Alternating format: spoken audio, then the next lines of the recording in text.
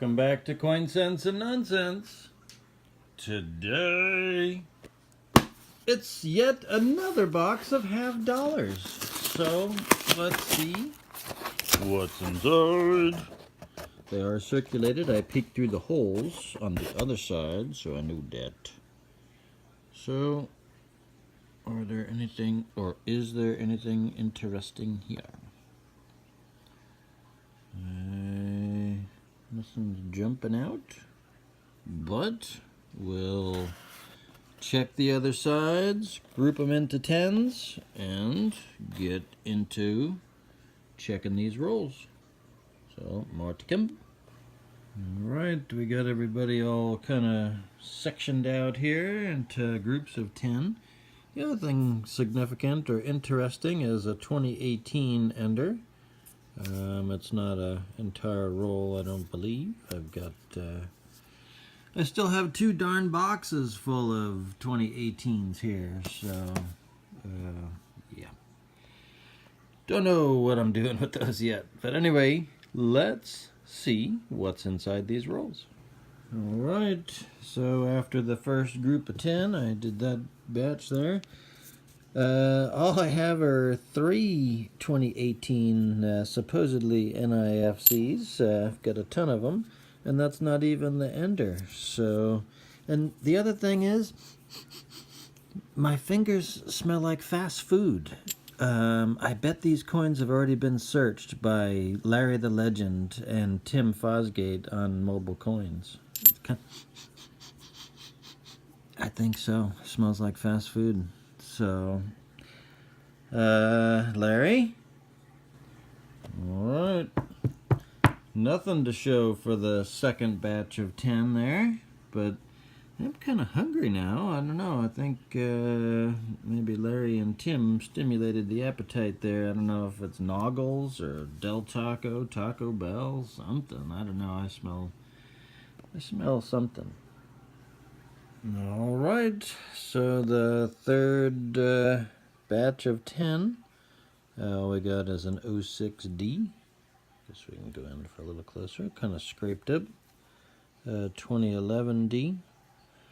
And then 7 2018Ds. So, yeah, tell me they're NIFC. Huh. Alright, in this episode of Getting to Know You, that's Frankenberry. Oh, no. Actually, what we're doing is the 1964 Kennedy half dollar.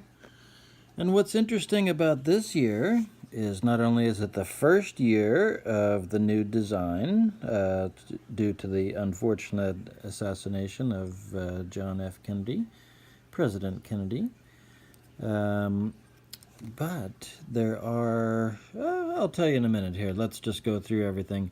So there were 273 million plus minted in Philadelphia, 156 million plus minted in Denver, and then of the proof, there were just under 4 million minted, and they were minted in Philadelphia. They were one of the last proofs to be done in Philadelphia.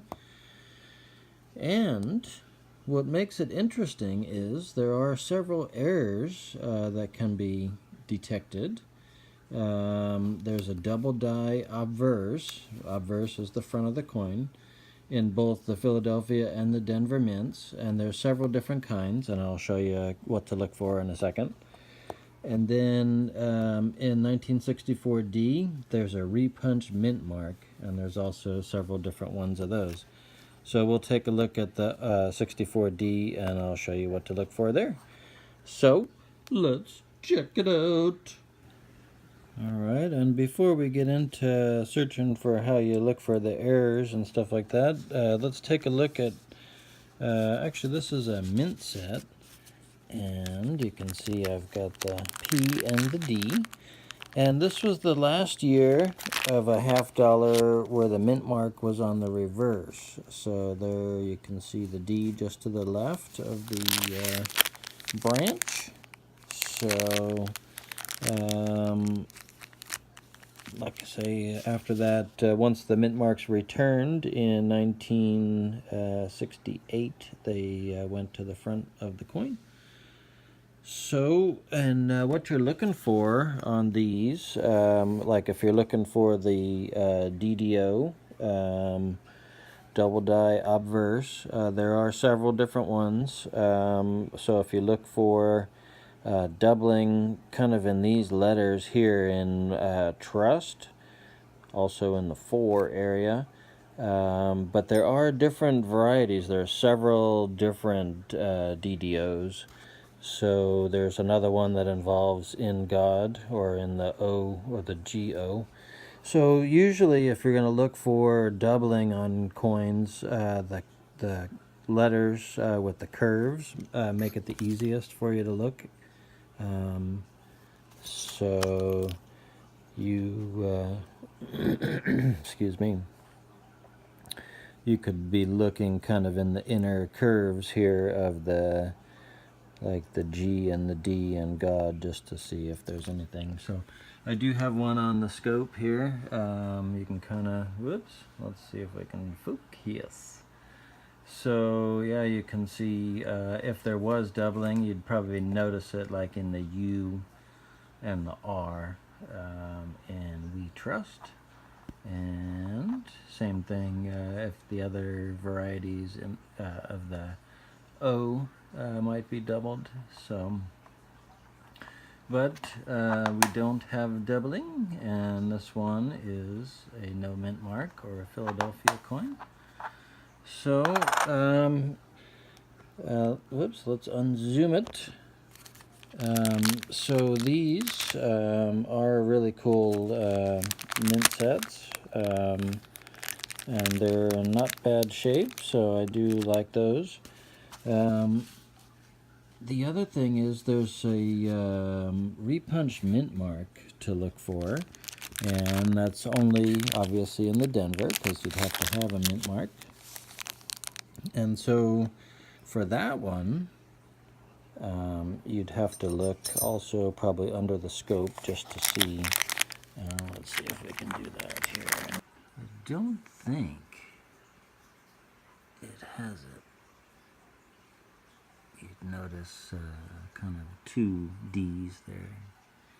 So, we don't have that, but let's check our proof sets. We happen to have the 64 proof set, and these were minted in Philadelphia, like I mentioned. Last year that proof sets were minted in Philadelphia, and these do look pretty nice and shiny.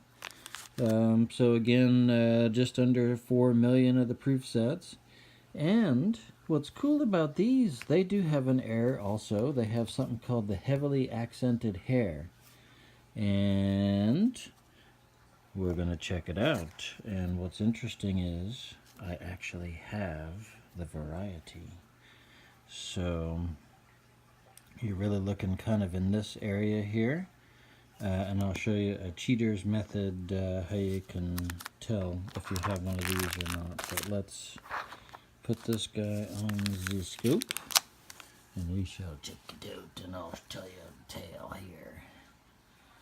Alright, so again, what we're looking for is that area of the hair there, and let's get a good focus.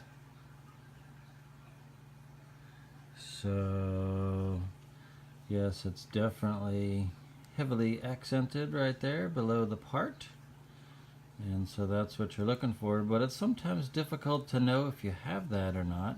So there is a cheater's method you can use, and if you look at the serif of the I in Liberty, alright, here's how you're supposedly able to tell. So this edge here is not the same as this side. It's weak over here. So that's the giveaway if there's no, because this is supposed to be an I, and it's supposed to have the same intensity there. So if there's a weak serif in the I, you have the heavily accented hair. Maybe it's easier to appreciate this way here, but right here is where we're looking, so you can see it sticks out on this side, but not on this side. So that's the indication you have the heavily accented hairs. Gotcha. And I'm fortunate enough to have two proof sets of 64. And I wanted to show you something cool that's inside there. The attitude of the mint here. Your proof coins have been carefully inspected and then sealed in a transparent envelope. This package was designed to prevent or delay tarnishing and discoloration. Nevertheless, sooner or later, tarnishing may occur. Care in handling and storing will help, blah, blah, blah. Please do not ask us to make exchanges or adjustments. If there should appear what may seem to you, the lowly coin collector, a defect or scratch on a coin, it is no doubt a crease in the packaging material. How dare you question the integrity of the coin and the mint? Oh, we tell you that wasn't written there. It was kind of erased. We tell you this to save us both unnecessary correspondence. In other words, don't write to us and we won't write to you. So take that. And then this is the genius that came up with the let's not put mint marks on coins for the next year, because this was in the 64 set. So way to go. Oh, I got on a rant here and I didn't even follow up on the second one here. So I do have another one, like I was saying, and this one also has a weak serif on this side here, so very cool. And the heavily accented hair. So, while cool to have the heavily accented hair, it's fairly common, evidently.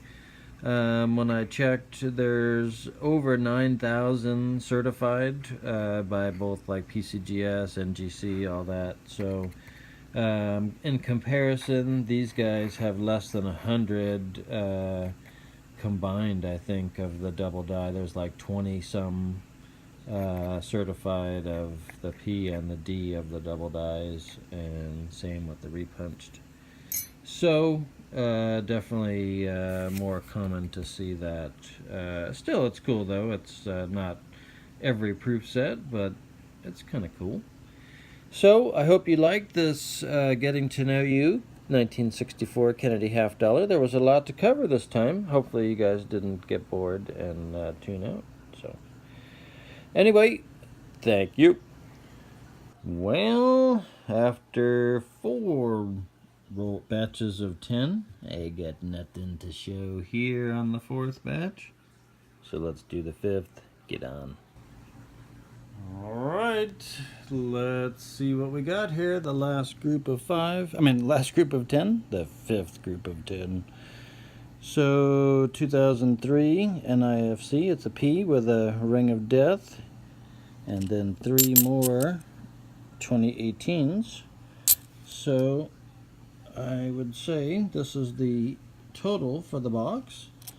Crap ton of 2018s. And so much for NIFC. And then we got 03, 06, and 2011. No silver. Except for the Getting to Know You segment. So, I hope you enjoyed watching Coin Sense and Nonsense. And thank you for watching Coin Sense and Nonsense. And until next time, bye-bye.